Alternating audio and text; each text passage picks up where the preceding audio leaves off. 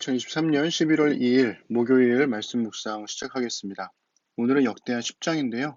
역대하 10장부터 36장까지 유다 왕들의 역사 그리고 유다 왕국의 흥망성쇠를 기록하고 있는데요. 오늘은 솔로몬의 아들 르호보암 왕으로부터 시작되는 유다 왕국의 역사에 관한 기록을 읽어드리겠습니다. 온 이스라엘이 르호보암을 왕으로 세우려고 세겜에 모였으므로 르호보암이 세겜으로 갔다. 느밧의 아들 여로보암이 이 소식을 들었다. 그는 솔로몬 왕을 피하여 이집트에 가 있었는데 이 소식을 듣고 이집트에서 돌아왔다. 사람들이 여로보암을 불러내니 그와 온 이스라엘이 르호보암에게 가서 이렇게 말하였다. 임금님의 아버지께서는 우리에게 무거운 멍에를 메우셨습니다. 이제 임금님께서는 임금님의 아버지께서 우리에게 메우신 중노동과 그가 우리에게 지우신 이 무거운 멍에를 가볍게 해주십시오. 그러면 우리가 임금님을 섬기겠습니다. 르호보암이 그들에게 말하였다. 사흘 뒤에 나에게 다시 오시오. 이 말을 듣고 백성들은 돌아갔다. 온 이스라엘이 등장을 합니다. 우리 계속해서 역대기에서는 온 이스라엘이 굉장히 중요한 역할을 한다고 말씀드렸고, 한쪽 지파만이 아니라 모든 이스라엘 사람들이 참여하는 것으로서의 역사를 굉장히 중요하게 여기고 있습니다. 온 이스라엘이 르호보암을 왕으로 세우려고 세겜에 모였는데요. 이게 되게 흥미로운 이야기입니다. 르호보암이 세겜으로 갔어요. 원래 르호보암은 예루살렘에서 살았잖아요. 그런데 세겜으로 갑니다. 당연히 왕이 되는 게 아니라 왕으로 세움받기 위해서 갔다라고 이야기를 하고 있어요. 이스라엘은 남유다 그리고 북이스라엘 이렇게 생각을 하잖아요. 근데 사실은 여기에 예루살렘이 포함되어야 합니다. 왜냐하면 남유다와 북이스라엘은 원래 이스라엘이었죠. 그런데 이 예루살렘은 다윗이 점령한 땅이에요. 그래서 다윗의 개인 사유지인 겁니다. 그래서 이 개인 사유지를 중심으로 해서 남과 북이 하나로 통일이 되었던 거죠. 예루살렘에서는 왕위가 세습이 되어도 자연스러워요. 왜? 예루살렘에서는 늘 다윗이 왕이었고 솔로몬이 왕이었으니까. 그런데 남유다도 마찬가지죠. 그 예루살렘을 중심으로 해서 모여 있었기 때문에. 하지만 북이스라엘은 달랐다는 겁니다.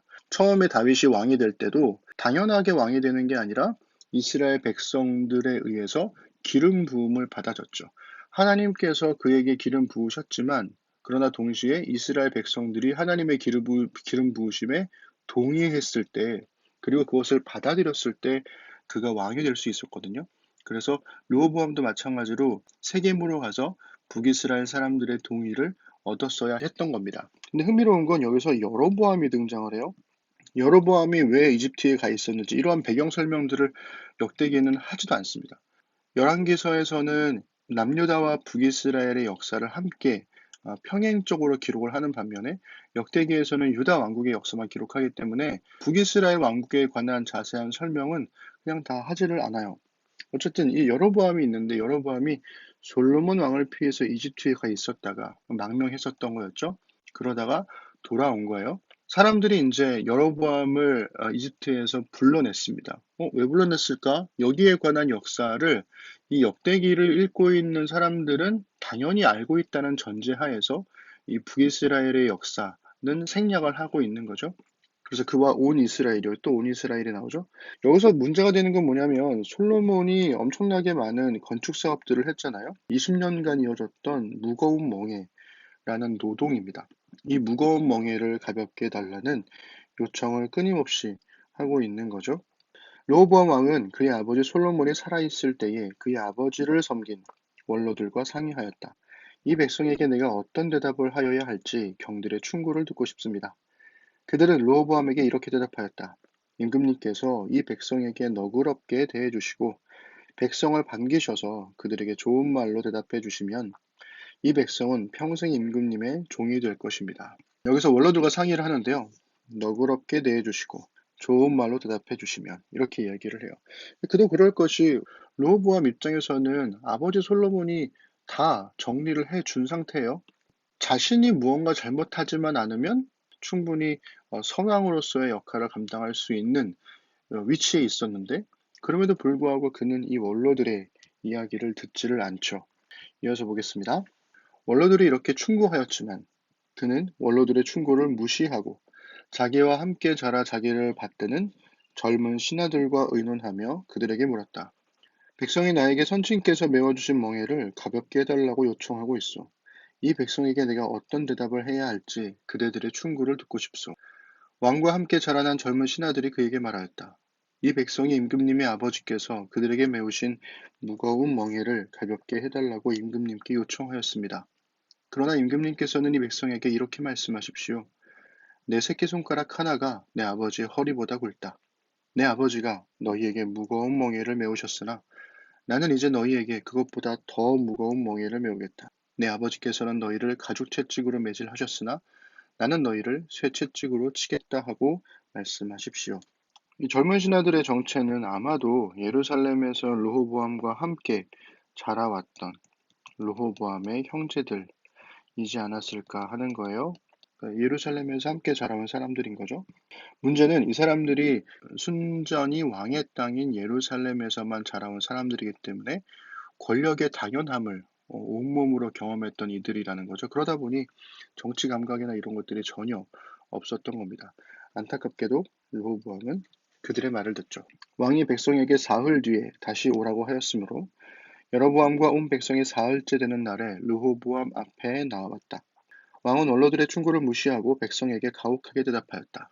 르호보암 왕은 젊은 신하들의 충고를 따라 백성에게 이렇게 대답하였다. 내 아버지가 당신들에게 무거운 멍에를 메우셨으나 나는 이제 당신들에게 그것보다 더 무거운 멍에를 메우겠소. 내 아버지께서는 당신들을 가죽 채찍으로 매질하셨으나 나는 당신들을 쇠채찍으로 치겠소. 왕이 이처럼 백성의 요구를 들어주지 않으니 하나님께서 일이 그렇게 뒤틀리도록 시키셨던 것이다. 주님께서 이미 실롯 사람 아히야를 시키셔서 느바세 아들 여로보암에게 하신 말씀을 이루시려는 것이다. 앞에서 젊은 신하들이 했던 얘기를 르호보암 왕이 그대로 반복하고 있죠. 그러면서 역대기의 나레이션이 등장을 하는데요. 이 역대기의 해설자는 이렇게 얘기를 합니다. 하나님께서 일이 그렇게 뒤틀리도록 시키셨던 것이다. 이렇게 이야기를 하는 거죠. 그러면서 실롯 사람 아히야를 시키셔서 하신 말씀, 이것이 여로보암에게 하신 말씀을 이루시려는 것이다. 이렇게 나오는데요. 이 아히야가 어디 등장하냐면 9장 29절에 등장합니다. 9장 29절 보시면 실롯 사람 아히야의 예언서 이렇게 나오죠. 이 아히야의 예언서라고 하는 것은 아마도 열왕기서의 자료가 아니었을까라는 생각이 듭니다. 왜냐하면 열왕기서에는 이 아히야와 여로보암의 대화에 관한 기록들이 담겨 있기 때문에 그렇습니다. 역대하를 읽다 보면 9장까지에 관한 이야기만 봐도 아버지였던 솔로몬이 얼마나 지혜로운 사람이었는지를 계속 막 강조해주고 있잖아요. 그런데 딱 달랑 10장으로만 넘어왔는데 갑자기 아버지와는 너무나 다른 이 아들 르호보암의 어리석음이 드러나더라는 거죠. 그러니까 아버지와 아들의 이러한 지혜의 차이, 지혜와 어리석음의 차이가 어디서 왔을까? 왜 이런 일이 생겼을까?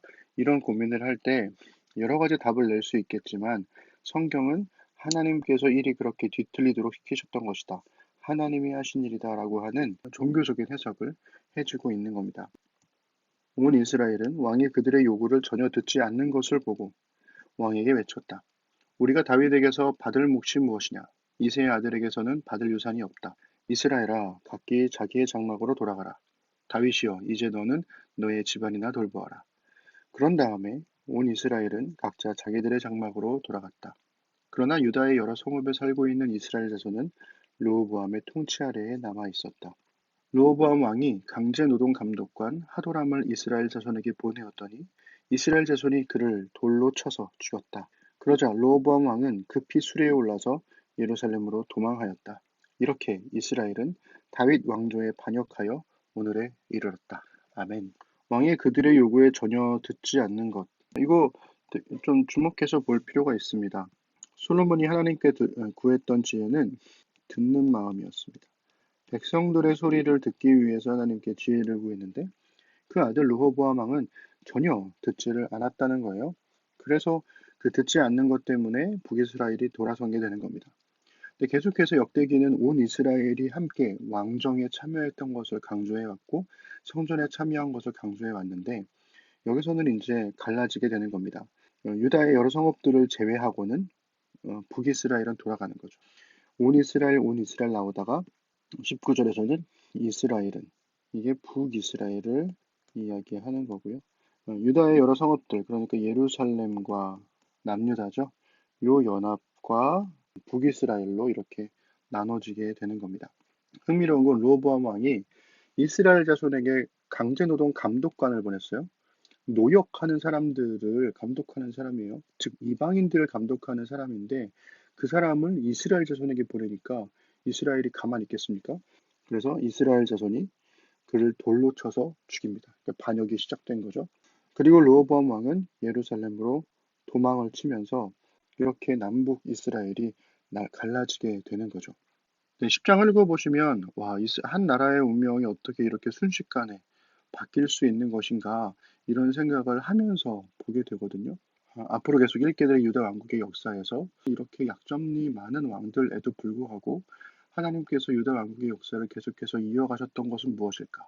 그리고 결국 그것이 망했고 이스라엘의 역사를 회복하려고 하는 이 포로기 이후의 사람들에게 있어서 유다 왕국의 존재 의미가 무엇인가? 이런 것들을 생각하면서 읽어보시면 역대하의 나머지 부분들도 아주 흥미롭게 읽히게 될 것입니다. 한 가지만 더 우리가 생각해 볼 게 이스라엘의 왕은 세습이 아니죠. 원래는 기름 부음 받는 겁니다. 근데 이 하나님의 기름 부음을 받는다는 것의 의미는 백성들의 추대를 받는다는 거죠. 즉 하나님이 기름 부었으니까 얘는 왕이야 이게 아니라 하나님께서 기름 부으신 과정 가운데에서 사람들이 함께 하나님의 뜻에 참여함으로써 모두가 기쁨으로 인정하는 왕이 바로 이스라엘의 왕됨이라는 거죠. 힘이 있다고 해서 왕이 되는 것도 아니고 그저 백성들의 지지만 있다고 해서 왕이 되는 것도 아닙니다. 그렇게 본다면 이 남유다의 왕의 역사들은 그렇진 않거든요. 반쪽짜리 백성들의 추대를 받은 거죠. 북이스라엘은 제외했으니까. 자, 그렇다고 했을 때 이 왕들이 과연 하나님의 기름 부음 받음과 백성들의 추대를 어떻게 이어갈 것인가? 이런 관점에서 역대하를 보시면 더 흥미롭게 보실 수 있을 겁니다. 내일 역대하 11장으로 이어가도록 하겠습니다.